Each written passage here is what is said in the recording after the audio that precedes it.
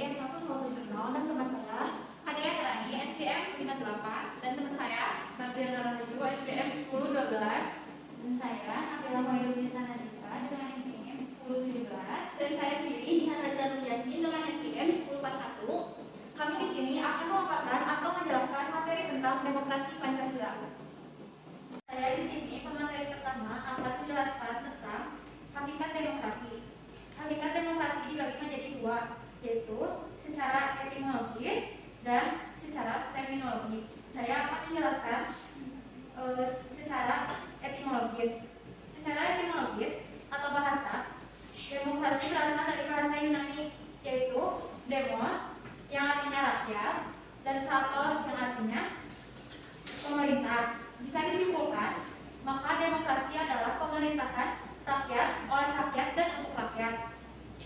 Pelaksanaan demokrasi yang tidak sama antara satu negara dengan negara lainnya dapat dilihat dalam berbagai konstitusi negara. Beberapa macam bentuk dan sistem pemerintah seperti negara kesatuan dan negara federal, negara republik dan negara kerajaan. Sistem yang diatur seperti sistem satu kamar dan dua kamar. Sistem pemerintahan parlementer dan pemerintahan presidensial. Sistem diktatorial dan sistem campuran. Selanjutnya, di dalam era modern ini, demokrasi secara langsung masih terasa sulit untuk dilaksanakan karena dengan jumlah penduduk yang berkembang dengan pesat, luas wilayah yang sangat luas, dan individu serta negara yang semakin kompleks. Oleh sebab itu, maka demokrasi tidak langsung masih menjadi alternatif yang tak terhindarkan dalam pelaksanaan. Agar rakyat tetap memegang kedaulatan sendiri, maka dibentuklah Badan Perwakilan Rakyat. Badan inilah yang menjalankan demokrasi, akan tetapi pada prinsipnya rakyat tetap merupakan pemegang kekuasaan tertinggi, sehingga sejak itulah demokrasi tidak langsung mulai dikenal oleh masyarakat.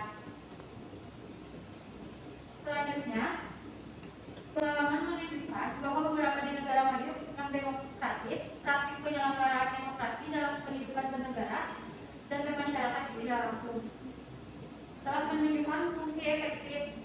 Misalnya, pemilu berjalan dengan bebas. Saya sebagai pemateri kedua akan menjelaskan tentang indikasi dari terlaksananya demokrasi secara baik, di antaranya menjamin terselenggaranya perubahan secara damai, menyelenggarakan pergantian pemimpin secara teratur, membatasi kekerasan seminimal mungkin, menjamin tegaknya keadilan, mengakui dan menganggap wajar adanya keanekaragaman atau diversity, dan menjunjung tinggi nilai hak asasi manusia.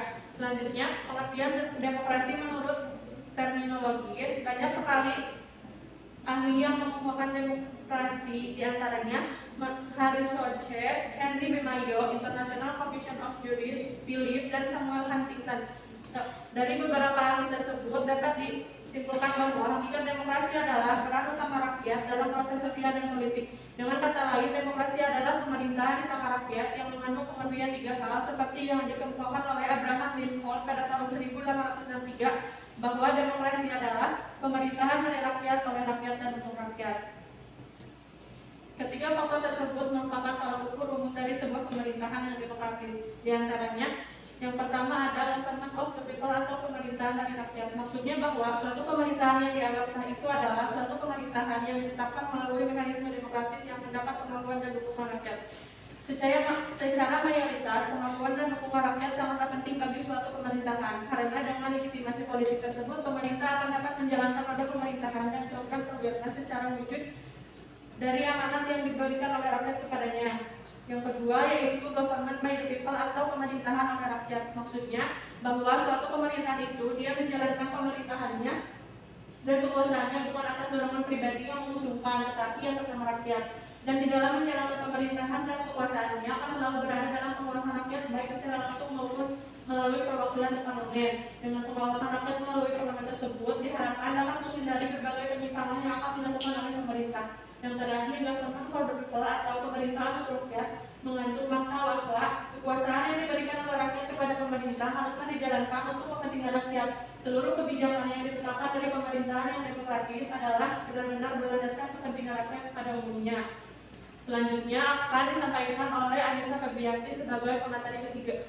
Saya di sini pemateri ketiga akan menjelaskan tentang demokrasi di Indonesia. Demokrasi di Indonesia terdiri dari dua demokrasi. Yang pertama demokrasi Pancasila dan kedua demokrasi di desa. Di sini saya akan menjelaskan tentang demokrasi di desa. Apa sih demokrasi di desa? Demokrasi di desa merupakan demokrasi asli yang lebih dahulu terbentuk sebelum negara Indonesia berdiri, bahkan sebelum era kolonial. Hanya perlu dipahami bahwa Indonesia pada masa lalu adalah demokrasi di tingkat bawah, tetapi bersifat feodalisme di tingkat atas. Padahal demokrasi pada tingkat desa itulah yang disebut sebagai demokrasi yang sebenarnya. Demokrasi di tingkat desa memiliki beberapa unsur, seperti rapat, mufakat, gotong royong, hak mengadakan protes bersama, hak menyingkir dari kekuasaan raja absolut. Namun, demokrasi pada tingkat desa tidak bisa dijadikan pola demokrasi untuk Indonesia modern. Akan tetapi, kelima unsur tersebut dapat dikembangkan menjadi konsep demokrasi Indonesia di era yang modern. Yang kedua, saya akan menjelaskan tentang demokrasi Pancasila. Nah, yang kedua yaitu demokrasi Pancasila. Demokrasi Pancasila ada dua pengertian, bisa secara luas dan bisa secara sempit. Secara luas, demokrasi Pancasila adalah kedaulatan rakyat yang didasarkan pada nilai-nilai Pancasila pada bidang politik, ekonomi, dan sosial. Sedangkan pada demokrasi Pancasila secara sempit adalah kedaulatan rakyat yang dilaksanakan menurut hikmat kebijaksanaan dalam permusyawaratan perwakilan.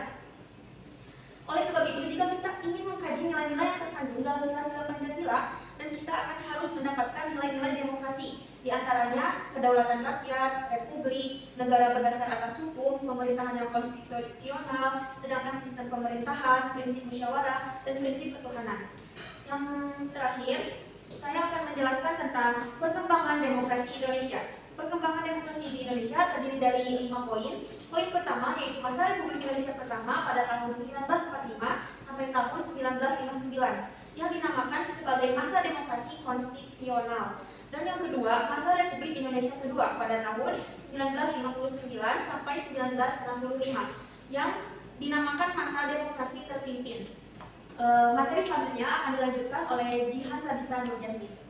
Saya di sini sebagai pemateri keempat akan melanjutkan dari materi sebelumnya, yaitu masa Republik Indonesia 3. Periode ini merupakan masa pemerintahan Presiden Soeharto dengan orde barunya. Dalam masa ini, beberapa ketetapan pemerintah sebelumnya yang menetapkan masa jabatan Presiden seumur hidup untuk Presiden Soeharto telah dicabut kembali dan digantikan dengan pembatasan jabatan Presiden selama 5 tahun dan dapat dipilih kembali melalui proses pemilu.